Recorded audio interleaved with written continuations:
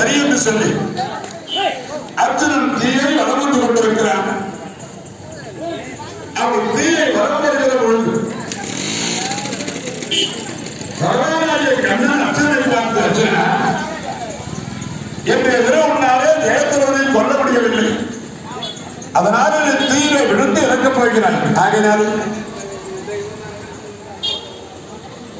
என்ன செய்யலாம் என்று சொல்லி பார்க்கிற பொழுது இந்த கதிரவன் மறைந்துவிட்டான் என்று கருதி துரியோதனன், துச்சாதனன், ஜகுனி அனைவருமாக அந்த ஜெயத்ரதனை தேரிலே அமரச் செய்து அழைத்து வருகிறார்கள். அர்ஜுனன் இறப்பதை பார்ப்பதற்காக.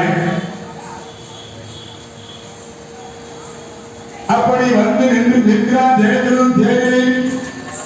பகவான் சொன்னார், அர்ஜுனா, வில்லை எழுது, கடைசியா நீ வில் எப்படி எடுக்கிறாய் பார்க்கிறேன், எடு என்று சொல்ல அர்ஜுனன் வில்லை கரத்திலே பிடித்தார்.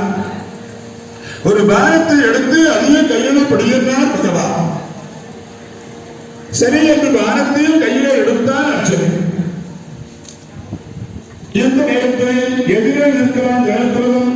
அர்ஜுனா, எவ்வளவு பொழுது இருந்தால் நீ அந்த ஜெயத்ரதனை கொள்வார் என்று கேட்க, மாமா அதுதான் இல்லையே, மாலைய நேரம் ஆகிவிட்டது, என் சபதப்படி நான் தீயிலே விழுந்து இறந்து போகப் போகிறேன் என்றார். சரிப்பா, எவ்வளவு பொழுதிருந்தா கொள்ளுவார் என்று கேட்க, கடவுளவு பொழுதிருந்தா போதுமே மாமா, அவனை கொண்டுடுவேன், ஆனா அதுதான் இல்லையே, நான் என்ன செய்வேன். அப்பொழுது பகவான் ஆகிய கண்ணன், எங்கும் பார்த்தாலும் இருட்டி போயிருக்கிறது, பகவான் ஆகிய கண்ணன் சுதர்சனம் ஆகிய சக்கரத்தை சூரியனை மறைத்து வச்சிருந்தார். சூரியனை மறைத்து வைத்திருந்ததாலே இருட்டாக இருந்தது. இந்த நேரத்தில் பகவான் ஆகிய கண்ணன் அந்த சுதர்சனம் ஆகிய சக்கரத்தை விளக்கினார். சூரிய பனமரத்துக்கு மேல நிற்குது. அர்ஜுனா, வானத்தை போடு என்றார். அவனை போடுகிற பொழுது அவன் தலை கீழே விடாமல் அவனுடைய தந்தையாகிய விருத்திரட்சணன் சமந்தவந்த மொழியிலே தவம் செய்து கொண்டிருக்கிறான். அவன் கையிலே போய் விடுமாறு அடி என்றார் பகவான். அப்படி சொன்னவனை அர்ஜுனனாலும் அந்த வில்லை எடுத்து காண்டிவத்தை வளைத்திருந்தானே, எடுத்து சரியா என்று வானத்தை தொடக்க, அது போய் அந்த ஜெயத்ரதனுடைய தலையை அறுத்து அந்த தலையானது சமந்தவந்த மடியிலே அவன் தந்தையாகிய விருத்திரட்சன் தவம் செய்கிறான். அவன் கையில் போய் விழுந்தது. விழுந்தவனை பார்த்தான் விருத்திரட்சன். யாரோ என் மகனை கொண்டு விட்டார்களே என்று தலையை கீழே போட்டான்.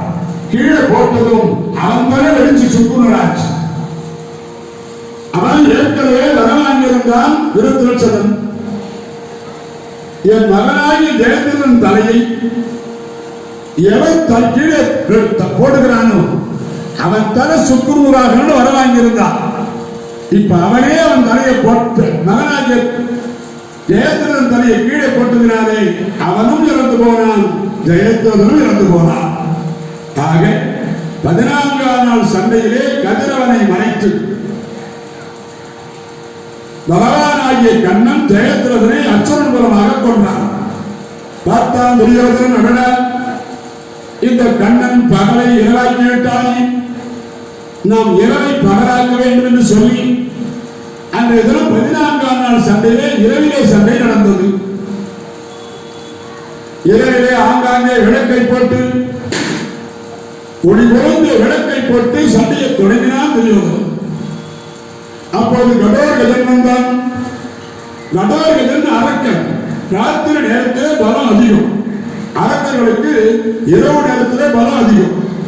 அதனாலே அன்றைய தினத்திலே அசகாய போர் வருகிறான் கடோர்கஜன். வந்தவர்கள் எல்லாம் அடித்து அடித்து அடித்து விரட்டி கொண்டிருக்கிறான். அப்போது துரியோதனன் பார்த்தாராக இன்றைய தினத்திலே அந்த கடோர்கஜன் 18 சேனை வடித்துள்ளான் போல் இருக்கிறது. ஆகையினாலே இன்றைய பெருமானை கொல்ல வேண்டும் என்று கருதி கர்ணனை பார்த்தார். அண்ணா, கர்ணா, அந்த கடோர்களில் நின்று இரவிலே எல்லாரையும் கொண்டுடுவான் போல இருக்கிறது. ஆகையினாலே ஏற்கனவே கவசமண்டலங்களை எந்திரனுக்கு கொடுக்கும் பொழுது அவன் ஒரு வேலாயுதம் கொடுத்திருந்தான். அந்த வேலாயுதத்தை இப்போது கடோர்களின் மீது வீசு என்றான் துரியோதனன். அப்படி சொன்னபோது கொஞ்சம் தம்பி மகனாயிற்றே என்று சொல்லி கொஞ்சம் கலங்கினான் கர்ணன். மீண்டும் சண்டை நடக்கிறது. மீண்டும் துரியோதனன் தூண்டுகிறான், அண்ணா வேலாயுதத்தை வீசு என்று.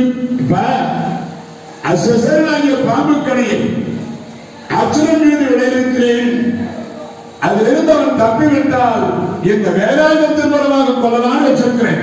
ஆகையினாலே விட முடியாது என்றான் கர்ணன். இருந்தாலும் அண்ணா என்ற தினம் கடோர்களை அடித்தாருடைய நம்முடைய படை வீழாது என்றான் துரியோதனன். எந்த நேரத்தில் கடோர்கள்